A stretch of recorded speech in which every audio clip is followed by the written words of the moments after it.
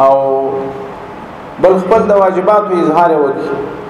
ورسته به دا موضوع راسي په ما پسې ذکر شوی د الله پاک توفیق راکړي په بل مجلس کې د مسلمانانو د امیر چې کوم واجبات هغه موږ ته وویل چې قصاص د زکات فرق نشته، د قصاص د منځ فرق نشته، د خدای پاک دین په تطبیق کوو که څوک پکې دي که څوک اخلاقي. موږ د بیات هدف هم دا و چې د لازم بلاس کې ورکی او ټول بیات ژغ وکړي.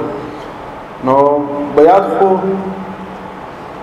مصدر د بایع یبایع بیعه مبایعه وبيعا دا ټول مصدرونه راځي. هغه کې تبادله لکه په بیع کې مبادله المال بالمال بتراضي موجودي، دلته مبادله موجوده ده. ما دا خو د سمع او د اطاعت لاس ورکی وعده مو وکړ چې منو یې ارڅ شوای د سره منو خو دغه د خو بیا چې شواده ده دغه د خو وعده د شریعت په تطبیق کوي. نو د شریعت د تطبیق اطمینان مشترک شي. زبر قصاص خامخا کو حدود بنافذوم قصاص بنافذوم.